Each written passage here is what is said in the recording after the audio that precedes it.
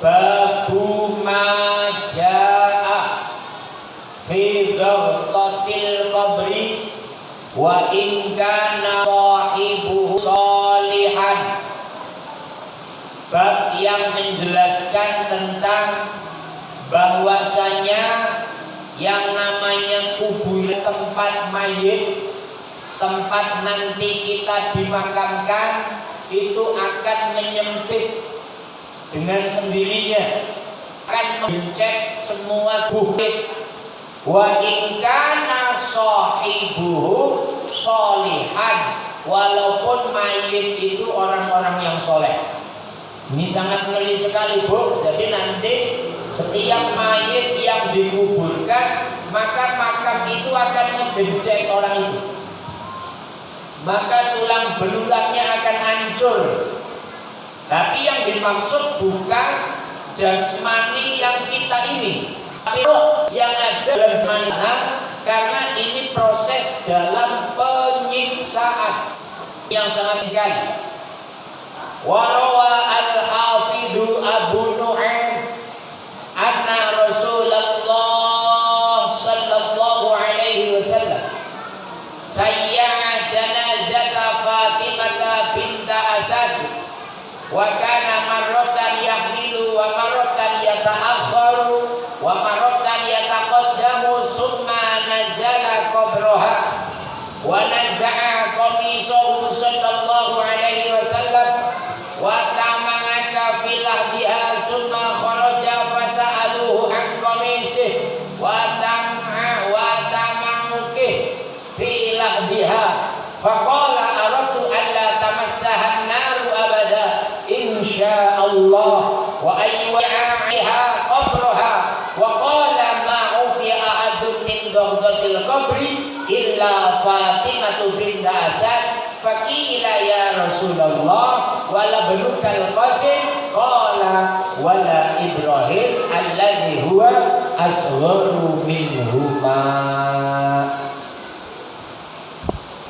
Al-Hafidh Abu Nu'aim radhiyallahu anhu berkata, sesungguhnya Rasulullah sallallahu alaihi wasallam mengantar jenazah Fatimah binti Asad.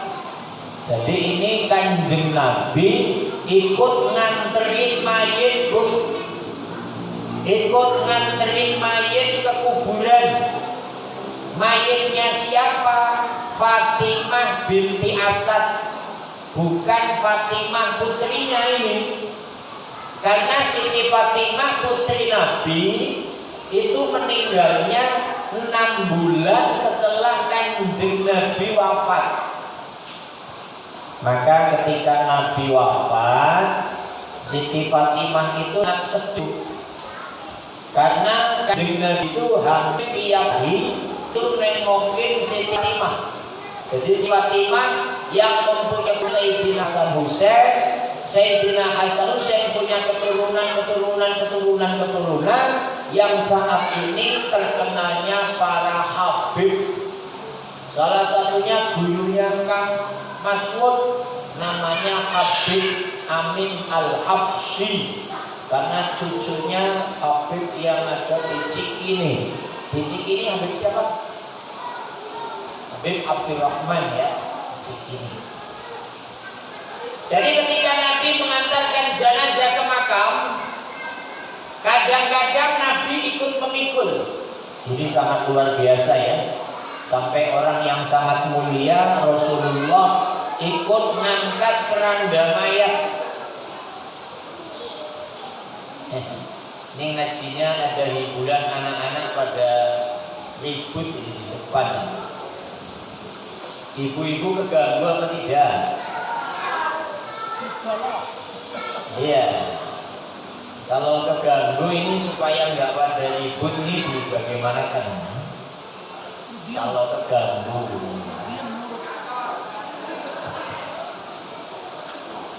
saya terserah yang mengaji. Kalau merasa keganggu suruh diam. Kalau enggak, yang penting saya mau ngomong aja di sini.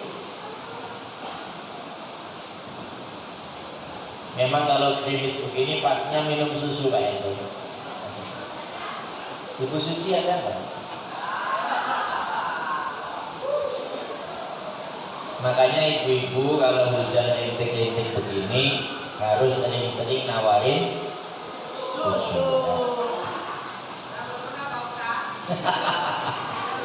Pak, mau susu apa tidak? Suaminya jawab apa kira-kira, Bu? Oke, oke. Baik. Bismillahirrahmanirrahim. Lanjut.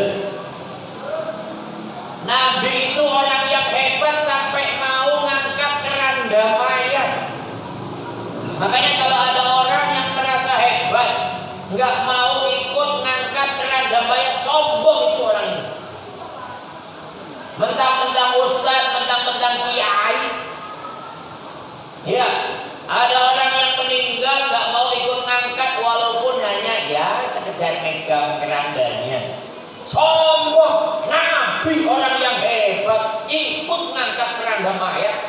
Padahal nggak ada manusia yang lebih hebat dibanding baginda Nabi Muhammad SAW. Ini kadang-kadang Nabi ikut mikul, kadang-kadang Nabi di belakang jenazah, kadang-kadang Nabi di depan jenazah, karena memang lagi jalan.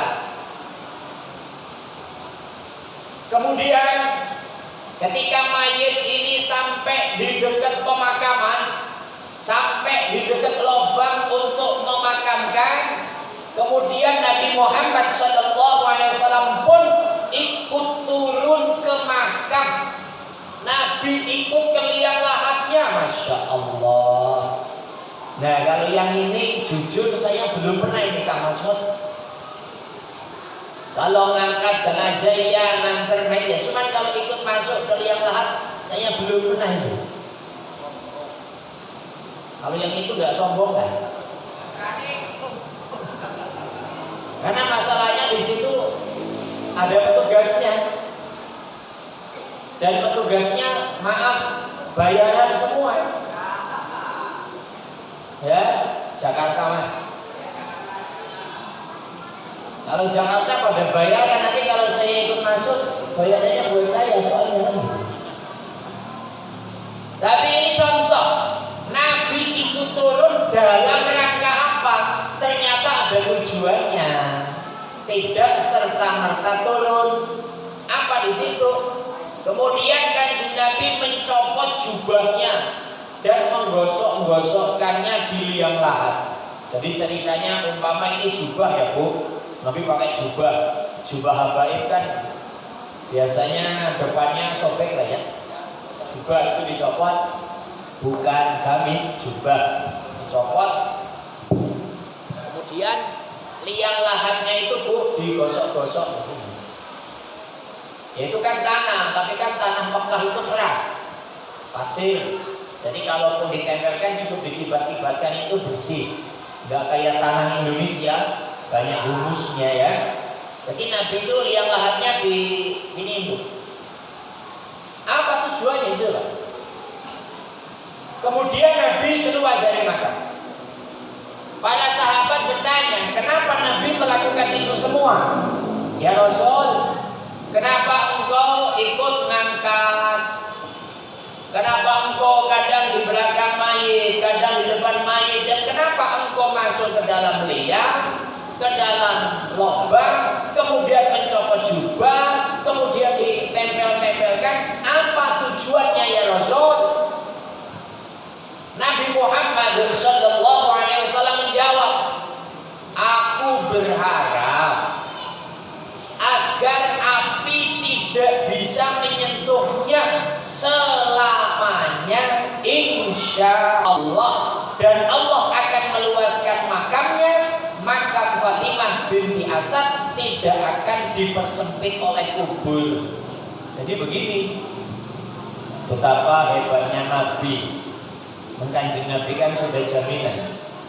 Jadi si mayit ini, karena memang mayit ini sahabat Nabi yang istimewa, enggak kepingin sahabat Nabi Fatimah ini mendapatkan siksa, tidak kepingin tidak dibakar, tidak kepingin makamnya itu menyempit.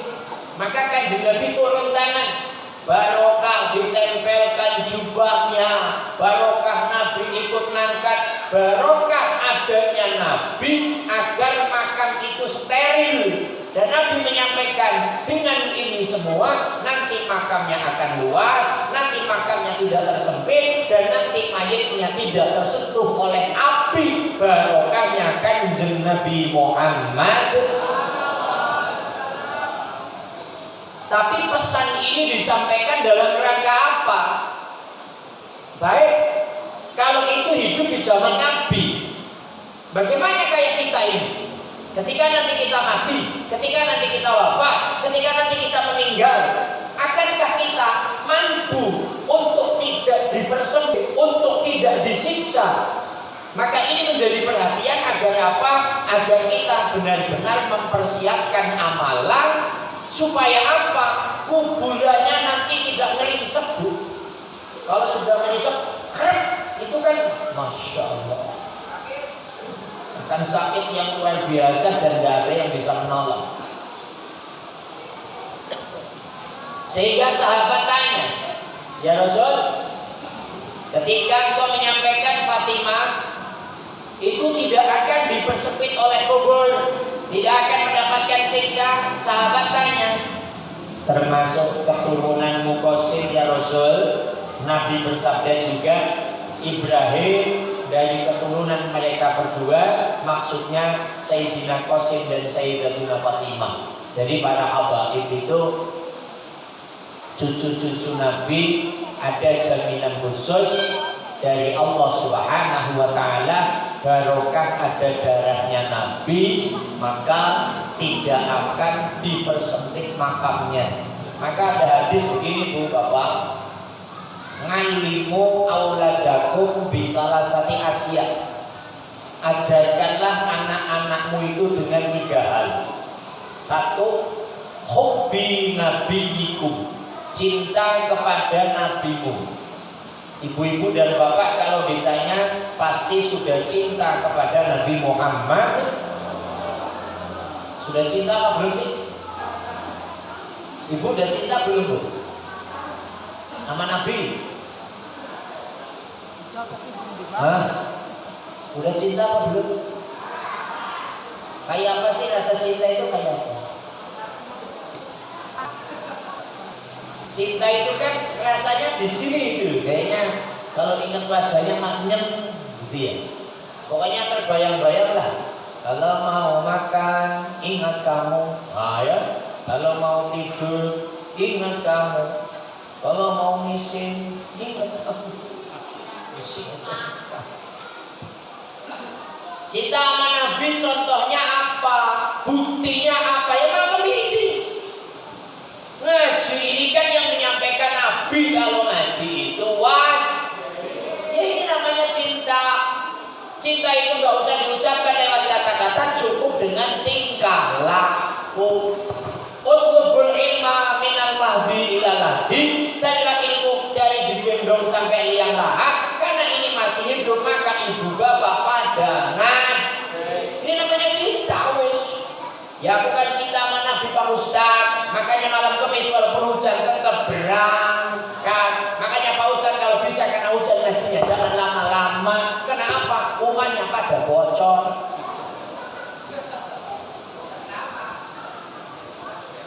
Loh, ini kontrakan yang bocor Pak Ustaz aja. Mau para nyongi kopi sempak barang gila. Kacau. Ya kontrakan bocor, yang naruh apa kena air, mulai kacau. Tapi karena ngaji jadi ikhlas lillahi. Balik, Bu. Jadi kalau para habaib itu cucu Nabi terjadi.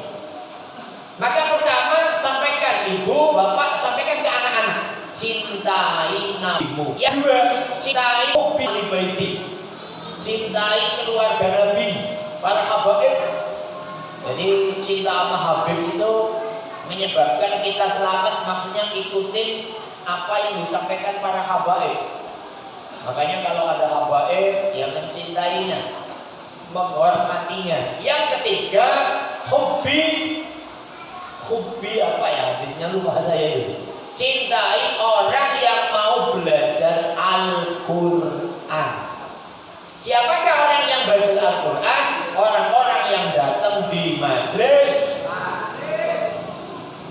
Ini awalnya kurang seger, saya mau minum susu lagi lah.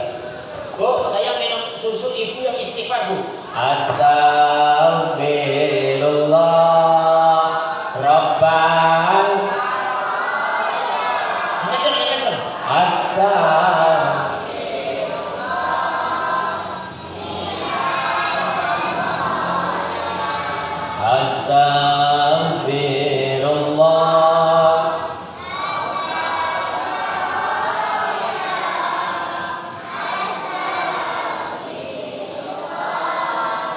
minna. Allahumma sholli ala Muhammad.